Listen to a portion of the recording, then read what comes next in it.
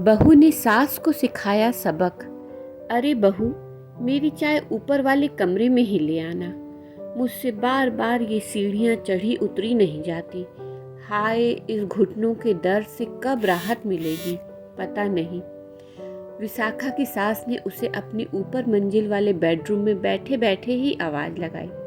विशाखा साड़ी संभालते हुए सास को चाय देने गई ही थी कि अमन ने नीचे से कहा, विशाखा मेरा नाश्ता लगाओ पहले, आज ऑफिस जल्दी निकलना है। जी आई कहते हुए विशाखा ने फटाफट नीचे आकर पति के लिए टेबल पर नाश्ता लगाया। ससुर जी के भी मॉर्निंग वॉक से लौटने का वक्त हो चला था, तो उसने उनका नींबू पानी बनाकर बाहर लॉन में रखे टेबल पर रख दिया। वे लौटने के बाद वहाँ थोड़ी देर बैठकर फिर अंदर आते। सबका सब काम कर विशाखा अपनी चाय का मग लिए बैठी ही थी कि सासू माँ ने फिर से ऊपर से आवाज़ लगाई, बहू अखबार ले आना ज़रा, और चाय भी बना देना 1 कप, और अदरक ज़रा ज़्यादा डालना इस बार। चीनी की जगह सूट पाउडर ही डाल दूँ माँ जी? सास का ताना सुन विशाखा ने मन ही मन पूछ डाला, पर प्रत्यक्ष रूप में दूसरी बार चाय बनाकर दे आई। विशाखा की शादी को अभी लगभग 1 ही महीने हुआ था कि सास ने अपने कमर दर्द, घुटनों के दर्द, डायबिटीज़ और ना जाने कितनी बीमारियों को हवाला देकर घर की सारी जिम्मेदारी उसके ऊपर सौंप दी। बहू के आने के बाद अचानक ही उनकी सारी तकलीफ़ें बढ़ गई थीं। अब वह ऊपर मंजिल वाले अपने बेडरूम में आराम फरमाती और विशाखा का पूरा दिन काम में कटता। हालांकि घर के कामों से विशाखा को कोई दिक्कत नहीं थी, पर दिन भर हर चीज़ सबके हाथ में थमाने से वह यकीनन थक जाती थी। खाने की मेज में भी उसका सबके साथ खाना सास को पसंद नहीं था। पहले वह खाना लगाकर सबको बुलाने जाती और फिर बाजू में खड़े होकर सबका खाना खत्म होने तक उन्हें परोसती रहती।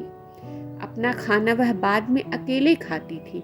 अगर इस बीच विशाखा किसी का फ़ोन भी रिसीव कर ले और सास को अपने हाथों से खाना लेना या परोसना पड़ जाए, तो उसे सबकी तीखी नज़रों का और बातों का सामना करना पड़ता। इन सब बातों से विशाखा को काफ़ी दुख पहुंचता, पर किसी से कुछ कहने की हिम्मत उसमें नहीं थी, क्योंकि अमन भी उसके साथ ना होकर हमेशा अपनी माँ की ही साइड लेता। शादी के 6 महीने बाद एक दिन शाम को सासू माँ की कुछ सहेलियाँ उनसे मिलने आई थी। उनकी आव भगत कर और 100 बार ऊपर नीचे कर विशाखा इतनी थक गई थी कि अपने कमरे में बस थोड़ी देर लेटते ही वह गहरी नींद में सो गई। कुछ देर बाद उसने महसूस किया कि अमन उसे जगा रहा है। उसे लगा शायद वह उसे खाना खाने के लिए कह रहा हो, पर वह तो उन्हें खाना परोसने की फरमाइश कर रहा था। विशाखा ने उठकर बेमन से सबको खाना परोस दिया और खुद बिना खाए ही कमरे में आ गई। एक दिन भी सब अपने हाथों से खाना नहीं ले सकते थे, यह सोचकर वह अंदर ही अंदर गुस्से से उबल रही थी। उस रात वह सो नहीं पाई और उसने मन ही मन एक फैसला कर लिया। दूसरे दिन जब सुबह सब उठे तो उसने सबके लिए सब बनाकर डाइनिंग टेबल पर रख दिया और खुद लॉन में योगा करने चली गई। ऊपर से आती सासू माँ की चाय की मांग को भी उसने अनदेखा कर दिया।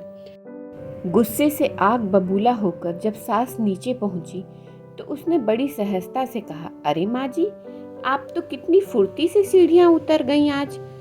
अब हर सुबह ऐसे ही नीचे आ जाया कीजिएगा, ताकि आपकी एक्सरसाइज भी हो जाएगी और हम सब साथ में नाश्ता चाय भी कर लेंगे, है ना पापा जी?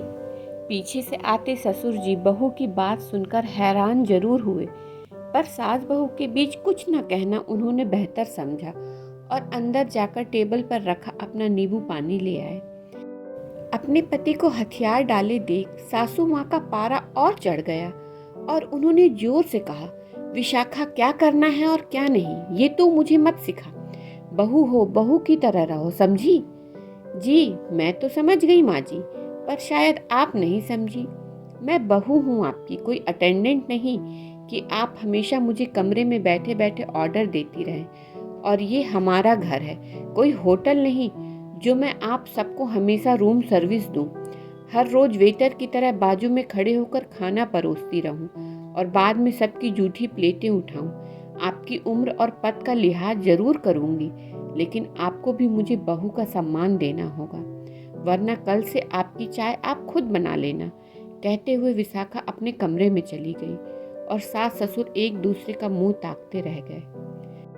दोस्तों, ऐसे घर कम होटल हम अपने आजू बाजू में ज़रूर देखते हैं। तो आपको क्या लगता है, विशाखा ने जो किया वह सही किया?